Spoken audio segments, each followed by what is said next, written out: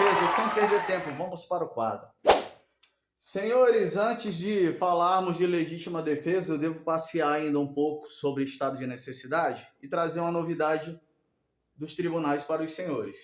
Os senhores sabem que para estado de necessidade é preciso a existência de um perigo atual ou iminente em que os senhores vão proteger um bem jurídico próprio ou de terceiro, e esse bem jurídico que será protegido vai sacrificar um bem jurídico alheio. Todavia, senhores, o bem que os senhores vão proteger em estado de necessidade tem que ser maior ou igual ao que vai ser sacrificado. Ficou claro isso, senhores? Se os senhores vão tirar a vida de uma pessoa, os senhores têm que estar, no mínimo, protegendo também a vida de sua vida ou de outra pessoa da morte, para que configure estado de necessidade. Ok? Esse perigo não pode ser criado pelo agente. Aí vem aqui a novidade dos tribunais. Eu dei o exemplo da fogueira ontem, do homem que acende uma fogueira de festa junina e aquilo se transforma num incêndio por exagero. Quando fala pelo exagero, é claro que a atitude foi dolosa.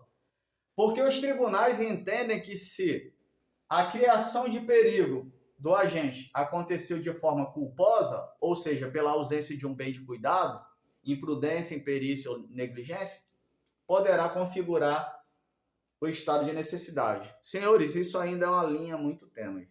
Se cair em prova, a banca vai ter que deixar claro ali que foi de forma culposa. Do contrário, não mencionando forma culposa, subtende-se que foi de forma dolosa, então não caracteriza o estado de necessidade, responderá pelos atos praticados, responderá pelo crime. A inexistência do dever, no caso de quem tem a obrigação de enfrentar o perigo para salvaguardar uma vida, é o caso da polícia, do bombeiro. Ok, senhores? Não é estado de necessidade. Impossibilidade de outra conduta ou de outro comportamento. Isso aqui os senhores entenderam. Ficou claro isso, senhores? A forma culposa? Ok.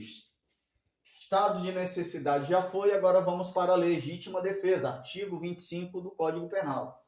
Taurino, que é legítima defesa. Senhores, como operadores do direito, os senhores têm que ter responsabilidade com as palavras. Tem muita atenção com a terminologia.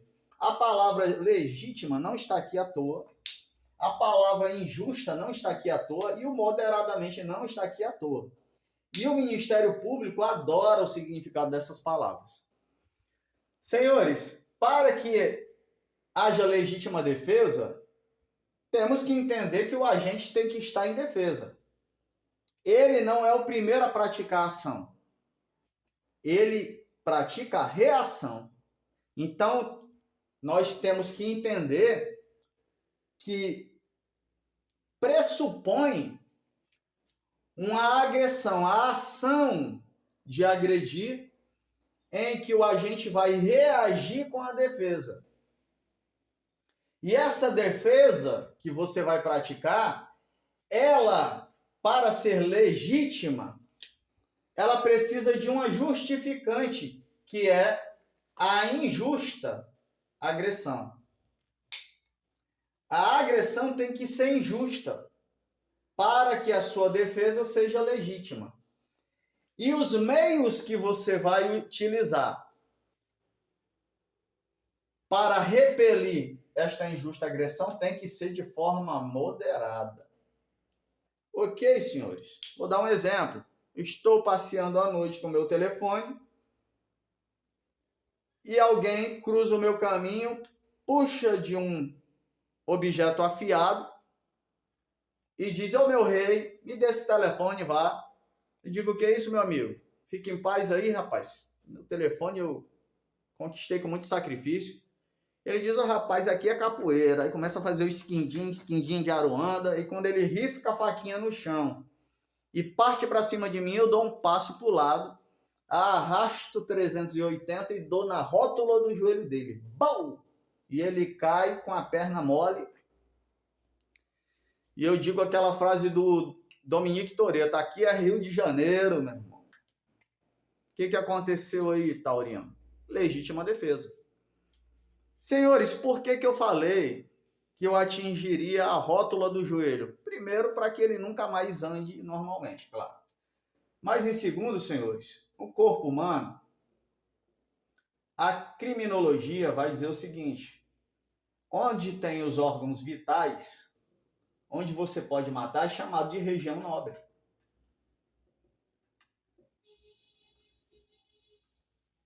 Então, uma pessoa que ela quer apenas repelir uma injusta agressão, ela não atira para matar.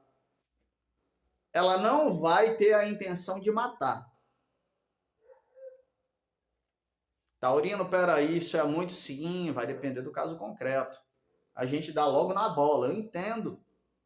Mas o Ministério Público, ele só quer o fígado do agente. Então, o que você precisa na legítima defesa é parar a injusta agressão, só isso. Por quê? Porque no artigo 23, no parágrafo único do 23, fala sobre o excesso. O excesso sendo punido na forma dolosa ou culposa. Ok? Então, você não pode se exceder, utilizando moderadamente dos meios necessários. Esses meios necessários aqui não há o que se falar, é o que está na sua mão para te proteger. Se for um pedaço de pau, é um pedaço de pau. Se for um pedaço de ferro, é um pedaço de ferro. Se for uma arma, é uma arma. Se for um fuzil, é um fuzil. Ah, o dodói vai ser maior, vai ser maior. Esse não vai querer roubar mais. Ok, senhores? Mas nós temos que prestar atenção nessas palavras, porque a defesa só será legítima se a agressão for injusta. E os meios que os senhores devem utilizar, que o agente vai utilizar, deverá utilizar de forma moderada. Ok, senhores? Praticando legítima defesa, a ilicitude do fato será afastada e o agente não responde por crime. Nós temos algumas modalidades de legítima defesa. Legítima defesa.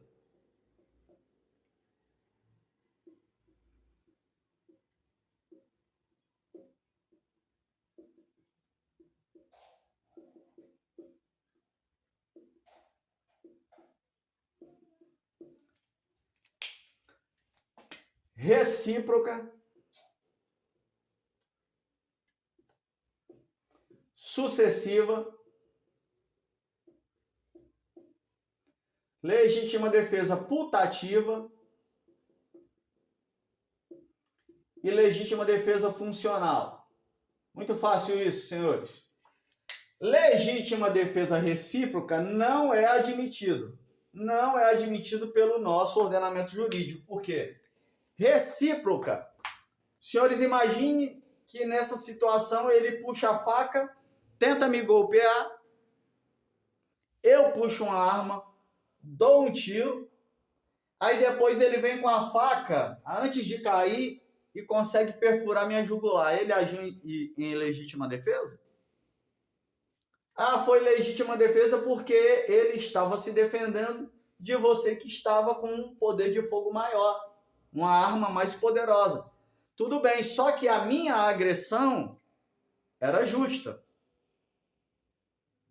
A dele tentando roubar o meu telefone, como eu não entreguei o telefone, ele com agressão, com violência, ele quis me furar com a faca. Injusta agressão. Quando eu atirei, foi justa a agressão, defendendo a minha própria integridade física e a minha vida. Se ele dá outro golpe de forma recíproca, ele não está repelindo injusta agressão. Ele está repelindo uma agressão justa. Então, essa legítima defesa, apesar de ser falada por aí em prova, ela não é admitida no nosso ordenamento jurídico. A próxima é a legítima defesa sucessiva. Imaginem os senhores que o elemento está tentando furtar um imóvel e aí os vizinhos acordam, conseguem correr atrás dele, pegar, amarra o elemento e um começa a dar um tapa aqui, um tapa dali e tal, ele consegue tentar se soltar e aí ele pega um pedaço de ferro ou pau e começa a bater em todo mundo. Ele está se defendendo de uma situação de excesso. Porque quando os vizinhos pegaram, não precisava espancar. Já fez cessar a situação criminosa. E agora ele está se defendendo de uma situação de excesso. Aqui vai ter a presença do excesso. Aqui sim é admitido no nosso ordenamento jurídico. Legítima defesa sucessiva. Em terceiro lugar, a legítima defesa putativa, que eu já falei para os senhores.